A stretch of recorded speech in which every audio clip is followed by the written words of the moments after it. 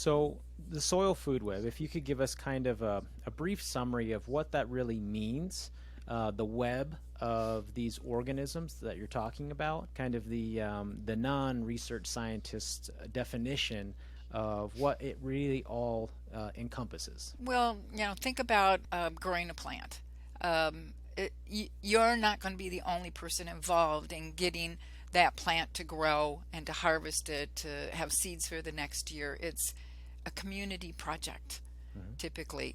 And understanding the system that nature has developed to grow those plants in the least expensive way. That's kind of what we're doing with the soil food web. We're trying to understand the role and the function of all these organisms in the soil. Hmm. And of course, I started out with bacteria and fungi because Hmm. I'm a microbiologist. I've worked in marine microbiology, aquatic microbiology, Right. soil, and you have to understand what bacteria and fungi are doing. But then when you look at what bacteria and fungi are actually doing, they're sequestering all those nutrients in their own bodies.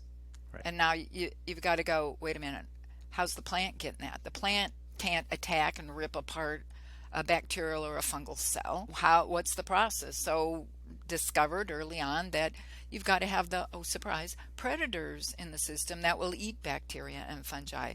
And that's what releases the nutrients into the root system. Okay, why are you in the root system? So we go through all those, answering those questions about how can all of those nutrients get to the plant? How does the plant get the nutrients in the proper balances? Because it's the organism that needs the proper balances, and it takes into the root system the soluble inorganic forms of nutrients, which aren't found in dirt.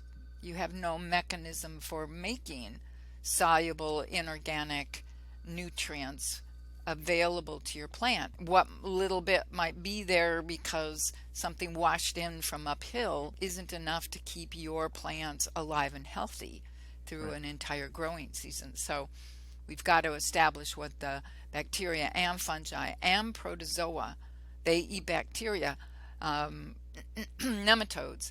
We have bacterial feeding nematodes and fungal feeding nematodes and predatory nematodes, kind of in that one group of organisms. Hmm. We've got a complete nutrient cycling system, except what the plant needs is way more than the nematodes will be able to handle. So you've got to have the bacteria and the fungi being eaten by. So we So then you go on in the food web, and we're looking at earthworms. We understand incatrioids. We're working on the micro um, arthropods, the macro arthropods, the bigger organisms, and all the way up to human beings. Have to understand the whole ecosystem, and then and you have to recognize have that. all of them present in order to have all of the macro and micronutrient and trace minerals available in order for the plants to get all of them. Exactly. It's not just Right. presence of your organisms, because these organisms can all go to sleep and Sure. hang out for a while. We want them, the number of organisms, and whether they're functioning Mm. or not. And then that function, is that a determination based on the environment that they're in, whether that's a certain moisture or oxygen level? And that's part of the list of it depends that Hmm. we have to look at to understand how rapidly these functions are occurring right now.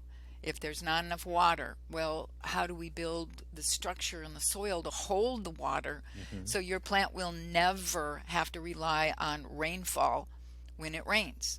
We want to store all that extra water instead of letting it leach over the surface and cause erosion, instead of letting it leach down through the Hmm. soil and run out in our aquifer. We want to hold and store all of the water. And then, then people say, well, my roots only grow down this far well, if your roots are only growing that far into the soil, that is not soil. It's compacted, anaerobic. It will kill your root system. It'll kill your plant if they try to grow into that area. So they take the course of least resistance and they go sidewards. And then, of course, if this is a stalk of corn, and right here is a stalk of corn, now their root systems are fighting Right. each other. Neither plant's going to be healthy. And Right. so when that earworm comes along, yep, your plant's a goner. Prone to So pests. all sorts of disease and pests. Yeah.